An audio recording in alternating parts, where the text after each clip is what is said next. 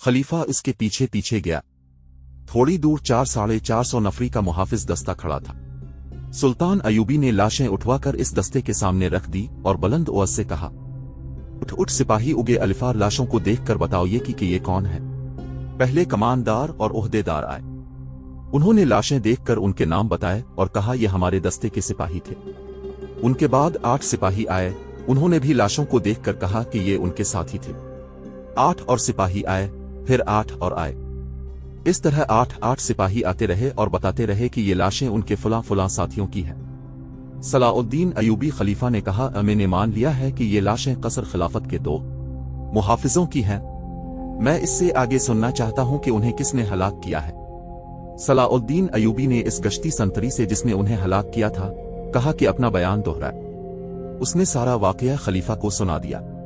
वो खत्म कर चुका तो सुल्तान अयूबी ने खलीफा से कहा, लड़की मेरे पास नहीं लाई गई, वो सूडानी के मेले में फरोख्त होने के लिए गई है। खलीफा खसियाना हुआ जा रहा था। उसने सुल्तान अयूबी से कहा कि वो अंदर चले। सुल्तान अयूबी ने अंदर जाने से इनकार कर दिया और कहा, मैं इस लड़की को जिंदा या मुर्दा बरामद करके आपके हुजूर हाजिरी दूंगा। अभी मैं इतना ही कहूंगा कि हरम की एक ऐसी लड़की का अगवा जो तोहफे के तौर पर आई थी और जो आपकी मनकूहा बीवी नहीं दाश्ता थी, मेरे लिए जर्रा भर अहमियत नहीं रखती। खुदा वह ताल ने मुझे इससे अहम फराइज सूंचे हैं। मेरी परेशानी ये नहीं कि एक लड़की अगवा हो गई है। खलीफा ने कहा, असल परेशानी ये है कि इस तरह लड़कियां अगवा होने लगें तो मुल्क में कानून का क्या हशर होगा। और मेरी परेशानी ये है कि सल्तनत इस्लामिया अगवा हो रही है। सुल्तान अयूबी ने कहा, सब ज्यादा परेशान ना हो, मेरा शोबा सुराग रसानी लड़की को बरामद करने की पूरी कोशिश करेगा। खलीफा सुल्तान अयूबी को जरा परे ले गया और कहा, सलाउद्दीन, मैं एक अरसे से देख रहा हूं कि तुम मुझसे खींचे खींचे रहते हो।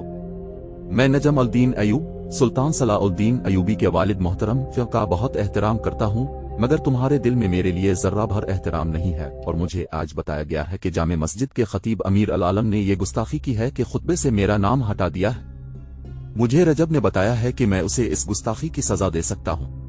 मैं तुमसे पूछना चाहता हूं कि इसने तुम्हारी शाह पर तो ऐसा नहीं किया। मेरी शह पर नहीं, मेरे हुक्म पर उसने खलीफा का नाम खुतबा से हज़्फ किया है। सुल्तान अयूबी ने कहा, सिर्फ अब का नाम नहीं बल्कि हर इस खलीफा का नाम खुतबे से हटा दिया गया है जो अब के बाद आएगा और जो इसके बाद आएगा। क्या यह हुक्म फातमी खिलाफत को कमजोर करने के लिए जारी किया गया है?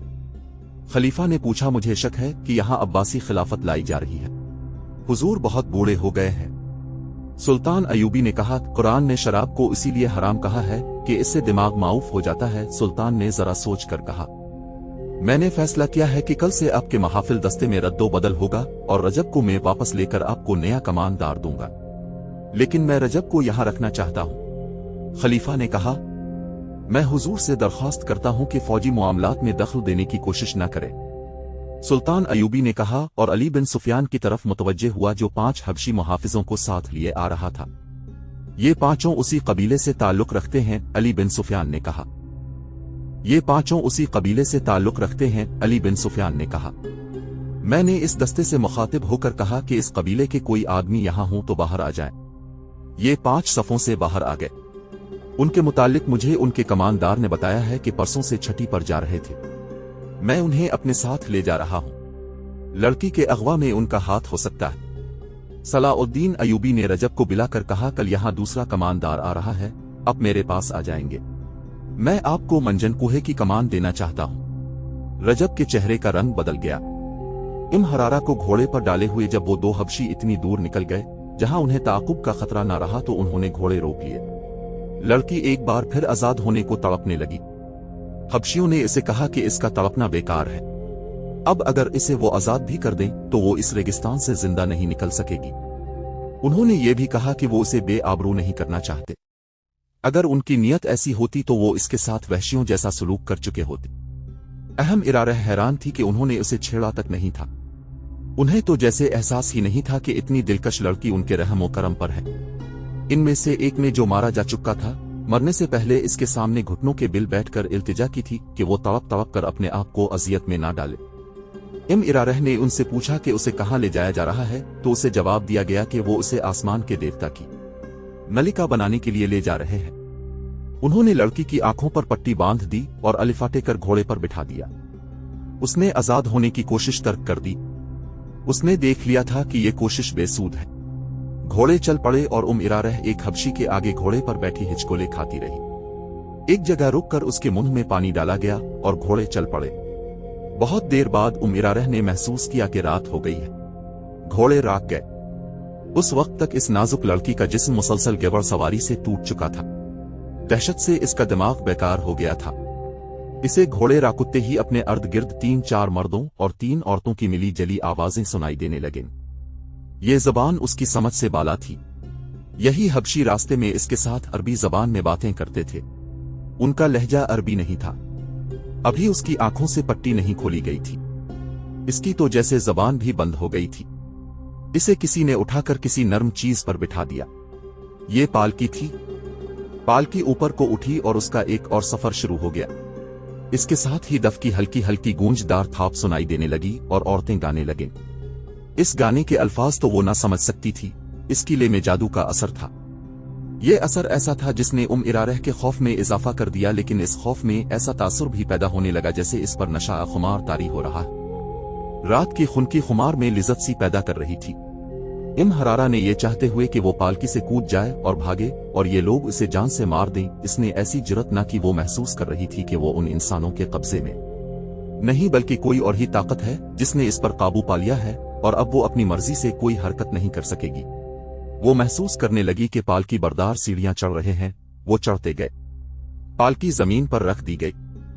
हरारा की आंखों से पट्टी खोलकर किसी ने इसकी आंखों पर हाथ रख लिए।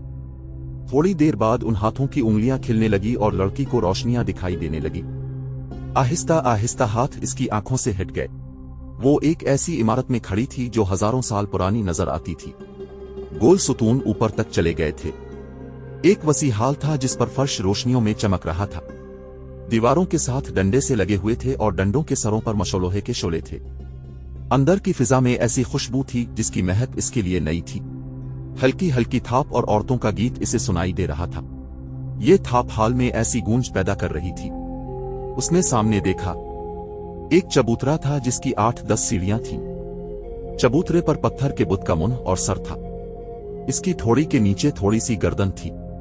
थोड़ी से माथे तक ये पत्थर का चेहरा कदावर इंसान से भी 1.5-2 फुट ऊंचा था। मुंह खुला हुआ था जो इतना चौड़ा था कि एक आदमी जरा सा झुककर इसमें दाखिल हो सकता था। मुंह में सफेद दांत भी थे।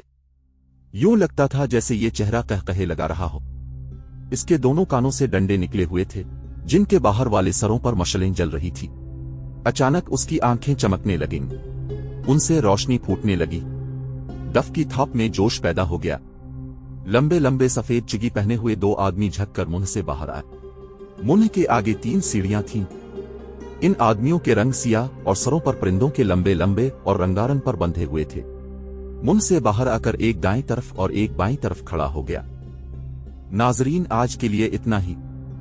हमारी वीडियो से अपडेट रहने के लिए हमारे इस चैनल को सब्सक्राइब करके नीचे मौजूद बेल आइकन को जरूर क्लिक कीजिएगा। आपके साथ इंशाअल्लाह जल्द मुलाकात होगी इसी कहानी की नई किस्त के साथ। तब तक के लिए अपना बहुत सा ख्याल रखिएगा।